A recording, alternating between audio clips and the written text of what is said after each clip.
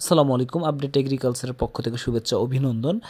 Mulching paper ব্যবহারের সঠিক নিয়ম সম্পর্কে জানতে ভিডিওটি না টেনে শেষ পর্যন্ত দেখুন।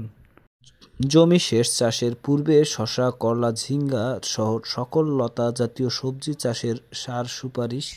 ভার্মি কম্পোস্ট বা ট্রাইকো কম্পোস্ট প্রতি শতকে 10 কেজি, ট্রাইকোডার্মা এক্সপেরেলাম যেমন ক্রপ মাস্টার প্রতি শতকে 60 গ্রাম, টিএসপি সার প্রতি শতকে 1200 গ্রাম, ডিএপি সার প্রতি শতকে 600 গ্রাম, এমওপি সার প্রতি শতকে 900 গ্রাম, জিপসাম প্রতি শতকে 300 গ্রাম, ম্যাগনেসিয়াম প্রতি শতকে 60 গ্রাম, জিঙ্ক বা দস্তা প্রতি শতকে 30 গ্রাম, বোরন বা বরিক অ্যাসিড প্রতি শতকে 60 গ্রাম, হিউমিক অ্যাসিড প্রতি শতকে 60 গ্রাম, সালফার 80% প্রতি শতকে 60 গ্রাম, সাইফারমেথ্রিন ক্লোরোপাইরিফস গ্রুপের তরল কীটনাশক প্রতি শতকে 10 মিলি অথবা ফিপ্রোনিল গ্রুপের দানাদার কীটনাশক প্রতি শতকে 30 গ্রাম হারে ছিটাতে হবে।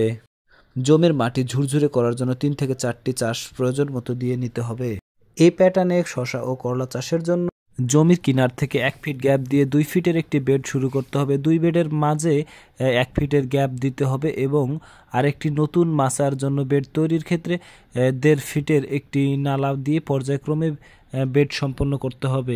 বেড তৈরি সম্পন্ন হয়ে গেলে মালচিং পেপার বিছানোর জন্য প্রস্তুত করতে হবে। বেডের উচ্চতা হবে নালা থেকে 10 থেকে 12 ইঞ্চি এবং উপরের অংশটা সমান করে দিতে হবে।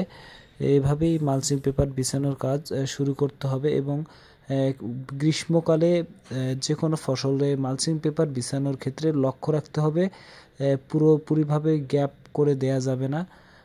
জায়গায় জায়গায় আপনার দেখা গেলো যে 1 ফিট পরপর 1 কোদাল করে মাটি দিয়ে দেওয়া হলো, 2 সাইডে মাটি দিয়ে চাপ দেওয়া হলো, আবার একটু করে গ্যাপ রাখতে হবে। এতে করে প্রচণ্ড তাপের সময় বা রোদের সময় মাটিগুলো অনেক বেশি গরম হয়ে যাবে না, টেম্পারেচার কন্ট্রোলে থাকবে। আপনারা মালচিং পেপার ক্রয়ের জন্য অথবা মালচিং পদ্ধতিতে চাষাবাদের জন্য যে কোনো বিষয়ে জানতে আমাদের স্ক্রিনে দেওয়া নাম্বারে যোগাযোগ করে নিতে পারেন। আমাদের কাছে বিভিন্ন ব্র্যান্ডের ভালো মানের মালচিং পেপার পেয়ে যাবেন।